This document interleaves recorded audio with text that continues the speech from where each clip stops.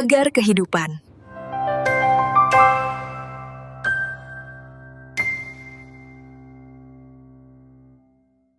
Halo teman-teman, apa kabar? Ada saya kembali, Aryan Surya, sahabat baik kamu dari Pagar Kehidupan. Halo, saya rindu banget loh sama kamu sebagai sahabat saya. Walaupun kita belum pernah ketemu di dunia nyata, tapi entah kenapa setiap kali saya membuat konten kepada kamu nih, ada sebuah perasaan khawatir. Sepertinya diri kamu sebagai sahabat saya ini ada satu hal besar yang kamu gak tahu mau ngomong ke siapa dan bagaimana, tapi dengan seizin Tuhan yang Maha Kuasa, kok bisa digiring kepada video-video saya yang kontennya tuh relate banget. Aneh tapi nyata ya. Seperti sekarang ini teman-teman, saya akan membawakan sebuah konten yang insya Allah ini lagi-lagi daging. Gimana gak daging coba? Sekarang saya mau tanya nih. Kapan terakhir kali diri kamu merasa bahwa kebingungan itu adalah sebuah hal yang bersifat musibah? Saya ulangi, kapan terakhir kali kamu ngerasa bingung, dan begitu bingung nih, tiba-tiba di hati berkata, aduh, ini jangan-jangan kutukan deh, ini jangan-jangan musibah deh, apa ini jangan-jangan dulu karena saya waktu 10 tahun lalu pernah berbuat salah ya sama orang, atau ini jangan-jangan karma buruk saya nih, saya kok jadi bingung tapi gak ada jalan. Jujur, apakah baru-baru ini kamu pernah merasakan hal seperti itu? Kaget ya? Kok lagi-lagi relate, kok pas banget. Nah itu dia, itu yang saya maksud. Aneh ya, tapi ini fakta loh. Entah kenapa ya, walaupun kita belum pernah ketemu, tapi kok ada aja 1, 2, 3 hal yang saya sajikan itu benar-benar mirip dengan apa yang baru-baru aja kamu pikirin. Nah sekarang, saya punya 2 kabar bahagia. Bener, kabar bahagia yang pertama, tolong fokus dengerin. Ada banyak sahabat Pagar Kehidupan, bahkan mungkin kamu ya, ngomong kepada saya, Mas, saya butuh afirmasi ini. Saya pengen bisa sembuh luka batinnya, tapi saya harus kemana? Saya udah bolak-balik mungkin ke psikolog, ke psikiater. Saya bingung harus ngapain. Saya butuh afirmasi dari Mas Aryan. Teman-teman, coba sekarang kamu lihat deskripsi. Ini kabar baik ya. Di deskripsi, di link yang paling atas, coba kamu lihat. Disitulah saya memberikan afirmasi yang bisa kamu beli dengan harga super diskon. Harganya tuh lebih murah dari pulsa kamu loh, ya.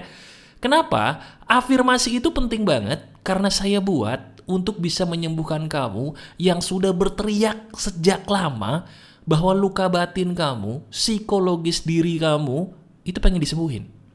Atau mungkin bukan diri kamu ya, ada teman, saudara, anak mungkin, pasangan mungkin yang pengen ditolong sama saya melalui afirmasi. Nah coba, makanya lihat deskripsi yang paling atas, kamu sentuh dulu deh. Ya, itu sudah banyak yang minta, jangan-jangan kamu salah satunya. Dicek. Sudah? Alhamdulillah. Apapun yang kamu lakukan itu bukan untuk saya, tapi untuk diri kamu sendiri. Selamat ya, kamu sudah peduli dengan diri kamu sendiri. Saya bangga dengan diri kamu. Nah sekarang, tugas saya adalah memberikan kamu satu hal yang membuat kamu sadar salah kamu di mana. Gini teman-teman. Saya sebelumnya mohon maaf dulu ya, karena ini agak sensitif. Di saat diri kamu ngerasa bahwa setiap kali bingung itu gak ada jalan keluar, dan ketika saat itu kamu ngerasa bahwa ini semua adalah seolah-olah kutukan, saya harus bilang, kamu benar. Itu benar, kamu gak salah. Saya ulangi ya. Di saat diri kamu ngerasa bingung, gak ketemu jalan keluar setelah sekian lama, udah apapun kamu lakukan, dan kamu ngerasa ini semua adalah maaf kutukan atau mungkin hasil karma buruk kamu, perbuatan buruk kita di masa lalu dibales gitu ya, sampai kita bingung gak ada jalan keluar, apakah itu kutukan? Apakah itu karma buruk? Yes, itu adalah kutukan dan karma buruk. Dalam mimpimu. Loh, belum selesai saya ngomong. Itu loh, kita seringkali melakukan sebuah hal yang namanya memberikan sugesti seolah-olah apa yang kita pikirin itu benar. Saya ulangi ya, sadar gak sih ketika saya bilang bahwa apa yang kamu pikirkan seolah-olah ini semua kutukan karma buruk itu benar, kamu langsung tersugesti, kaget kan, langsung, hah? Waduh. Nah sekarang coba pikirin deh, sadar gak sih bahwa kenapa sih dalam hidup kamu sampai detik ini Kok kamu lebih percaya segala sesuatu hal yang selalu membuat kamu tersugesti bahwa maaf, dirimu adalah benar-benar orang yang pantas gagal, pantas dibilang jelek, pantas dibilang cupu, pantas dibilang gak pantas untuk maju, bahagia, dan berhasil. Coba sampai sini dulu renungkan. Apakah benar perkataan saya barusan? Lihat ke dalam diri kita masing-masing ya. Kita nggak usah nunjuk siapa yang seperti ini. Kita lihat ke dalam diri kita masing-masing. Lihat ke dalam diri kamu. Lihat. Apakah benar di dalam diri kita baru-baru ini atau bahkan selama ini kita selalu ngerasa bahwa ya kita tuh pantas untuk disakitin. Kita itu pantas untuk gagal. Kita itu pantas untuk dihina. Kita itu pantas untuk dianggap beda, aneh, freak sama orang lain. Jujur deh. Pernah gak sih sekali-sekali aja kamu nanya ke diri kamu sendiri, kenapa ya? Kok saya ngerasa diri saya tuh lebih pantas dianggap aneh? Ngerasa lebih pantas disakiti? Itu kenapa ya mas? Saya dulu udah pernah ngobrol sama orang-orang yang berkompeten, tapi mereka kok kayak gak bisa ngasih jawaban yang betul-betul bahwa, aha, itulah saya. Saya itu kenapa sih mas? Mas Aryan bisa bantu gak? Ya, saya bisa bantu, tapi kamu harus terima ya, bahwa ini kenyataannya. Diri kamu itu suka menganggap segala sesuatu yang jelek itu pantas buat diri kamu sendiri karena selama ini diri kamu sudah tersugesti. Saya ulangi, diri kamu kan selama ini lebih percaya bahwa aku ini pantas dibilang jelek, aku ini pantas dibilang gagal, nggak sama. Tahu nggak kenapa? Karena selama ini secara tidak sadar loh ya, kamu ini sangat bisa gampang banget tersugesti. Apa itu mas sugesti? Dari tadi Mas Aryan ngomong sugesti saya nggak ngerti nih, atau mungkin pernah dengar tapi lupa. Apa sih mas sugesti? Gini, sugesti itu adalah sesuatu hal yang ditanamkan di alam pikiran kamu. Supaya tadinya kamu nggak ngerasain apa-apa, jadi ngerasain apa-apa. Misalnya gini, kamu sekarang nggak ngerasa dingin, ya kan? Terus tiba-tiba saya bisa mensugesti kamu dengan mengulang bahwa kamu ngerasa dingin. Sekitar kita dingin, kamu kedinginan. Awalnya kamu nggak ngerasa dingin, tapi lama-lama kamu ikut ngerasa dingin. Aneh, padahal nggak dingin. Kok bisa ya? Itu namanya sugesti. Di saat kita tidak meyakini sesuatu, tapi lama-lama jadi yakin, kebawa nih sama perkataan orang lain. Itu namanya sugesti. Nah, itulah fungsinya afirmasi yang saya taruh di deskripsi tadi. Paham kan sekarang? Kenapa sih kok tadi di bagian depan saya ngomong masalah afirmasi di deskripsi? Itu buat apa? Buat ini. Sugesti kamu tuh sebagai sahabat saya harus dibenerin dulu. Kata-kata yang benar itu loh yang saya buat menjadi afirmasi yang saya taruh di deskripsi link paling atas. Makanya saya bilang, coba kamu lihat dulu deh, ya. Lihat aja dulu, mana yang kamu butuh, pasti ada. Kamu pilih satu, kamu dengerin. Itulah afirmasi yang bakal mengobati sugesti kamu. Ya, bisa kamu lihat. Nah sekarang, saya ingin memberikan kamu bagaimana cara yang sangat ampuh, yang bisa memperbaiki hidup kamu supaya tidak lagi menjadi orang yang gampang terkena sugesti. Apa itu mas? Gampang kok. Tahu nggak apa? Kamu cukup ingat satu kalimat ini aja baik-baik seumur hidup kamu. Janji ya. Kalimatnya sederhana. Kalimat itu adalah segala sesuatu yang bersifat kebenaran. Gak usah ada sugesti apa-apa, udah terasa bener. Saya ulangi. Segala sesuatu yang bersifat kebenaran, tidak usah disugesti apa-apa, udah terasa bener. Maksudnya apa? Nih, sambil kamu lihat kisah hidup kamu ya. Lihat kisah hidup kita masing-masing. Saya akan kasih contoh beberapa nih. Contoh yang pertama soal percintaan. Karena ini paling sering dialami terutama kamu, perempuan. Diri kamu sedang menghadapi suasana romansa atau asmara yang banyak masalah. Pasti pernah dong, sering. Atau jangan-jangan lagi mengalami lagi kan. Coba lihat deh. Situasi asmara yang banyak masalah itu dasarnya karena kamu bingung. Bingung saya ini sama dia harus terus lanjut atau putus ya. Saya ini sama dia harus terus melanjutkan atau cabut ya, atau pisah baik-baik ya. Bener nggak? Di saat kamu bingung itu, masalah jadi tambah lama tambah runyam, tambah ribet. Karena diri kamu bingung mau kiri atau kanan nih, mau cabut atau terus. Bener nggak sampai sini? Bener? Nah sekarang, kamu pakai satu kalimat saya tadi. Saya bilang apa? Kebenaran itu tidak usah disugesti apa-apa, sudah terasa rasanya bahwa itu benar. Nah sekarang lihat hubungan kamu dengan pasanganmu yuk. Lihat hubungan kita dengan pasangan kita. Terus kita tanyain ke diri sendiri. Mungkin gak kalau dia cinta padaku, dia melakukan hal seperti itu? Saya ulangi, kamu tanyakan ke diri kamu sendiri. Lihat dan ingat-ingat apa yang sudah diperlakukan pasanganmu kepada kamu, kepada kita. Tanyain, mungkin gak sih kalau dia benar-benar cinta sama aku, dia ngelakuin hal seperti tadi, seperti yang bikin kamu sakit tadi. Misalnya, maaf, dia mukul kamu. Mungkin gak sih kalau orang cinta itu mukul sampai nyakitin pasangannya? Gak mungkin. Berarti kamu tersugesti untuk menganggap dia masih bisa berubah kan? Makanya kamu terus sama dia. Benar gak? Itu yang bikin hidup kamu, asmara kamu runyam. Kalau diri kamu pakai filosofi saya tadi, udah jelas tuh. Oh dia mukul saya, berarti dia bukan orang baik, saya cabut. Beres masalahmu. Selingkuh juga sama, apalagi selingkuh. Orang yang selingkuh itu selalu nyari alasan seolah-olah itu semua salah kamu, salah kita. Kamu percaya, tersugesti, oh iya karena aku kurang perhatian, kurang. Enggak, itu adalah omong kosong belaka, maaf. Pikir pakai kalimat saya tadi, sesuatu yang benar tidak perlu disugesti, kamu akan ngerasa bahwa ini benar. Mungkin enggak, orang yang beneran sayang sama kamu, yang beneran sayang sama kita, apakah mungkin hatinya bisa berpaling kepada orang lain?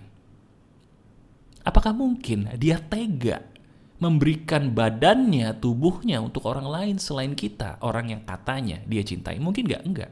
Nah itu, cabut, nggak usah diperpanjang, simple. Itu contoh untuk asmara. Untuk karir sekarang, untuk keuangan, nah ini juga seru nih. Masalah keuangan itu rata-rata apa sih? Cuma dua kan? Diri kita bingung gimana caranya dapat duit, atau diri kita bingung gimana caranya supaya bikin duit awet, betul nggak? Nah ini juga sama nih, dengerin baik-baik nih.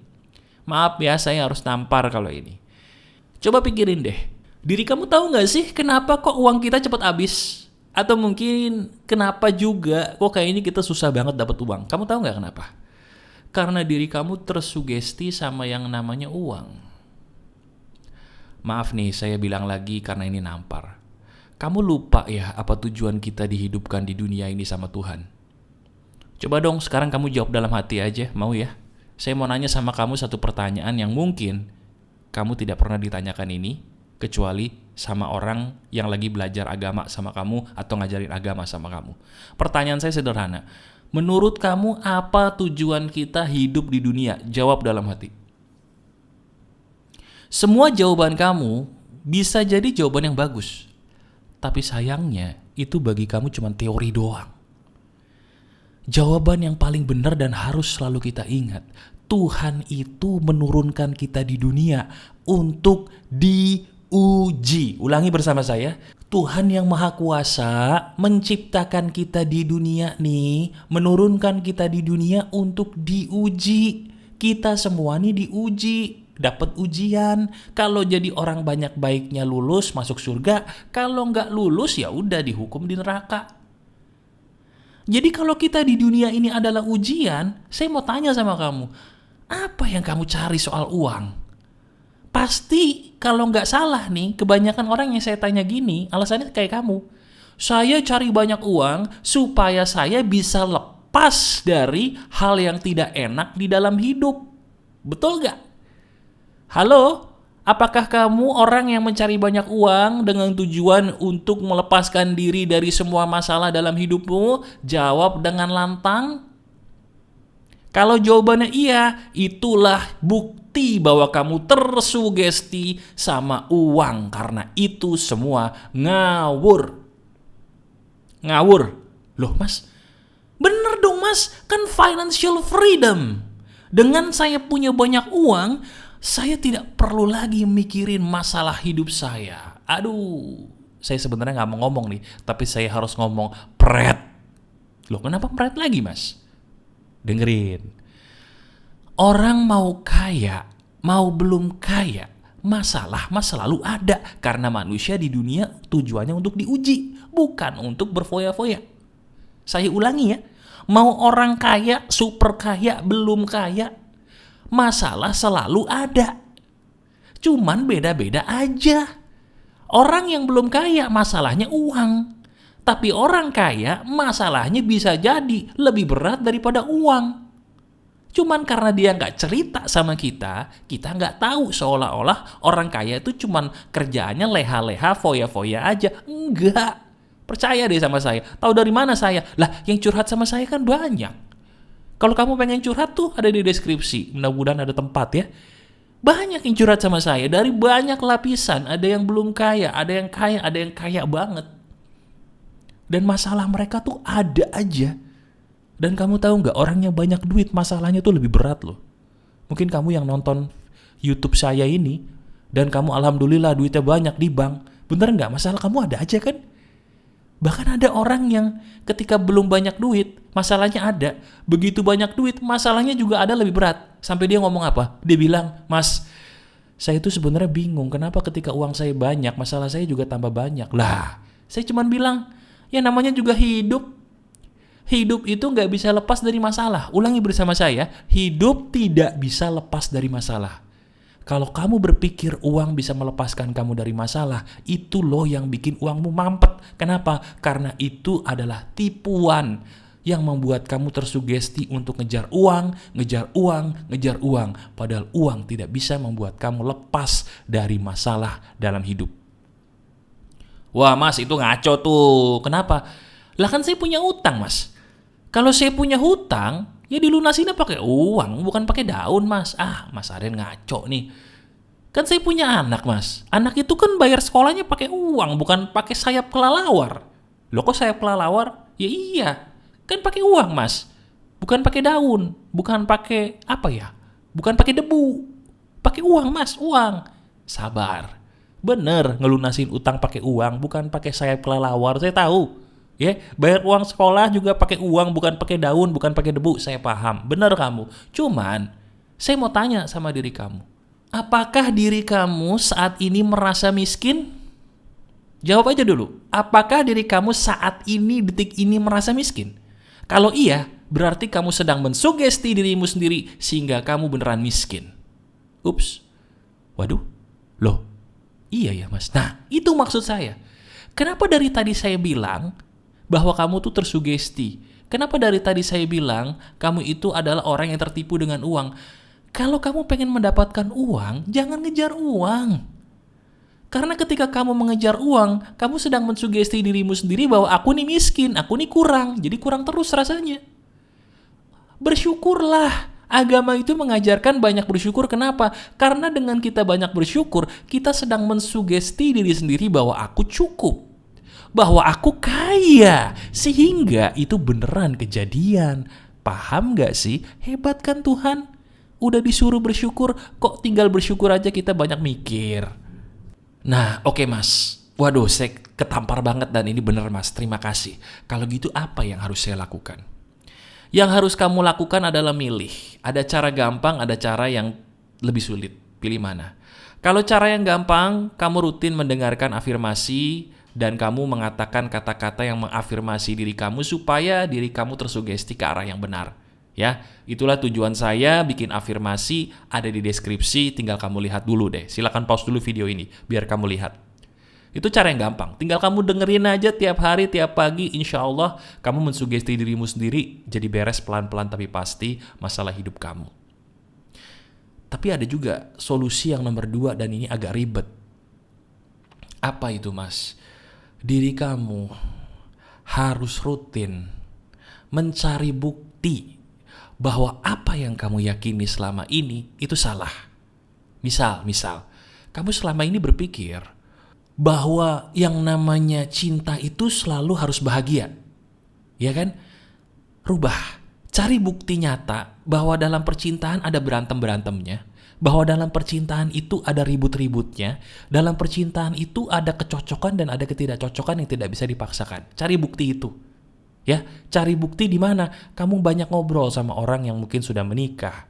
Kamu tanya kepada mereka gimana realita pernikahan dan bagaimana cara menghadapinya. Itu realistis. Jadi kamu mensugesti dengan hal yang nyata, bukan fiktif, bukan film, bukan konten sosmed. Jelas? Kalau masalah uang juga sama. Kalau selama ini diri kamu banyak ngobrol sama orang yang maaf masih mencari uangnya menjadi karyawan, coba deh kamu banyak ngobrol atau baca buku, cari orang-orang yang menjadi pebisnis atau pedagang. Supaya apa? Mereka itu sudah punya pola pikir tentang uang yang bener loh pedagang tuh. Bagi kamu yang sekarang udah jadi pedagang, pebisnis, apapun yang kamu jual, saya bangga sama kamu. Kenapa? Karena hanya pedaganglah yang bisa memahami uang itu seperti apa alirannya. Dari situ kita bisa paham bahwa oh iya ya, rezeki itu emang bener udah ada yang ngatur. Bener gak? Coba nih para pedagang, para penjual, kamu kayak ngerasa gak sih? Dagangan itu kadang-kadang sepi, kadang-kadang rame gak bisa ditebak ya. Kalau tiba-tiba rame kita bingung kok bisa. Nah itu rezeki dari Tuhan. Ya, jadi temukan banyak bukti bahwa rezeki itu bukan kita yang mencari ngotot, tapi Tuhan yang ngatur. Cari bukti, banyak ngobrol sama orang yang sudah menjadi pedagang, pebisnis atau pengusaha. Bukan sama teman kita yang masih jadi karyawan. Kenapa? Karena kalau karyawan, dia nunggu gaji. Apapun yang dia usahakan ya sebulan dapatnya segitu. Tapi kalau pedagang, tidak. Pebisnis, tidak. Dia melakukan sesuatu, dia bisa mendapatkan lebih. Jadi banyak-banyaklah ngobrol dengan para pedagang, para pebisnis. Itu cara yang agak sulit tapi efektif. Ya, jadi di bagian akhir video ini saya serahkan keputusannya sama kamu deh.